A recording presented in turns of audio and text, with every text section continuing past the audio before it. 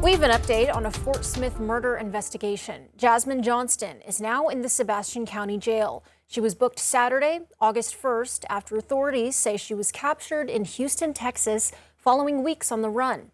Johnston is accused in connection with the July 7th shooting that killed a teenager. Another suspect, Donnie Warner, has also been arrested in connection with the case. And in Benton County, the trial is set to begin this week for a former Arkansas teacher accused of child sex crimes. Robert Beard is charged with multiple counts of sexually grooming a child. A pretrial hearing is set for this morning, with the trial set for Tuesday. In February last year, the sheriff's office arrested Beard, and Rogers police said they'd been investigating him for inappropriate behavior with students. The Arkansas Arts Academy CEO says that Beard taught there for 2 years, but was fired in 2024. He's also facing charges in Washington County. Springdale police say Beard is accused of sexually assaulting a child in January of last year. And this afternoon, authorities say they'll continue their investigation after a body was found in the Arkansas River near Dardanelle Sunday. Police say officers responded around 12:30 p.m. to a report of a man's body floating in the river just downstream from the Dardanelle Lock and Dam. The body has been recovered and brought to shore. Because the discovery was outside of Dardanelle city limits, the Yell County Sheriff's Office has taken over the investigation. In other news today, rural hospitals in Arkansas have faced hard financial times since the pandemic, as reimbursement rates haven't kept up with medical costs. A new report is shedding light on new efforts across the state that are hoping to help. Our partners at Arkansas Advocate are digging into new partnerships UAMS is doing to help keep specialized care at 2 rural hospitals.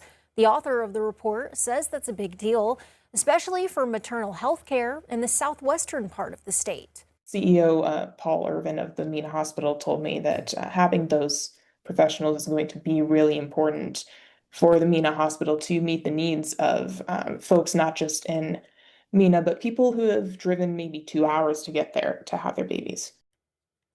5 News anchor Darren Bobb spoke with Tess Verbin to learn more about this, plus Baptist Health's latest financial moves after their service cuts in Fort Smith. You can find that full interview on 5newsonline.com. Well, hundreds of ideas are now competing for millions of dollars that could help reshape healthcare in rural Arkansas.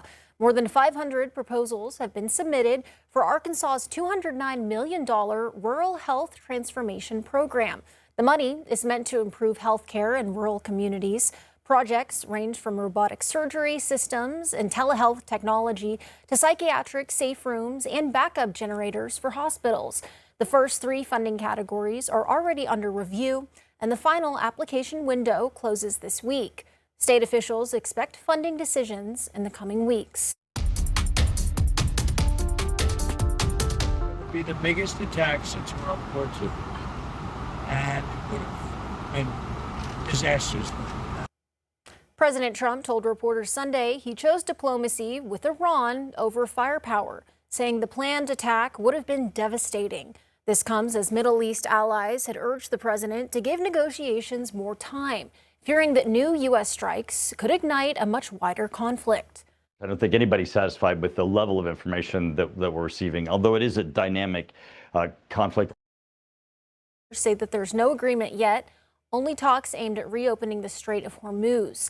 Meanwhile, 50,000 American troops remain deployed across the region for a war, expected to last no more than 6 weeks. Now in its 6th month, Congress has been asked to approve another $67 billion to cover the costs of the campaign. And even some Republicans say they want more answers about where the conflict is headed. Well, with the door to diplomacy back open, the question is whether both sides can keep talking long enough to find a way out. And now we're going to move on to the latest on the deadly shooting at an In-N-Out burger in Idaho over the weekend. 2 people are being called heroes after police say they stepped in to stop a gunman who killed 3 people and wounded others. Lilia Luciano has more. Hey, yo! They running! A terrifying scene in Twin Falls, Idaho, Saturday afternoon. A man identified by officials as 24-year-old Chad Williams opened fire in an In-N-Out restaurant before turning the gun on himself. What's happening? What happened? What's happening? Shoot, shoot. Shoot, go, just go, go, go, go. So far, all we have is a male, 20 to 30 years of age, wearing blue shirt, glasses, and pants. This video appears to show the gunman with a long gun right outside the In-N-Out. Another video seems to show him in a parking lot running after firing shots. First responders faced what was described as one of the most chaotic instances a law enforcement officer can face in their career. An off-duty state trooper and a civilian both fired at the shooter, according to police. This video appears to capture part of that gunfire exchange. We believe their actions helped drive the suspect away from the scene, preventing further casualties.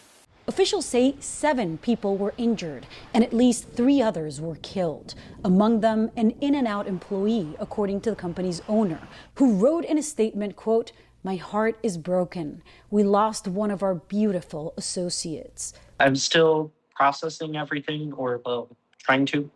Michael Dudley says his dad, Terry, is recovering at the hospital after being shot in the back near his neck. And what are you looking forward to?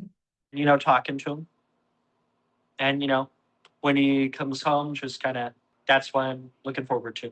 The father of one of the injured victims says his son, Austin James, is recovering after he was shot while trying to confront the gunman.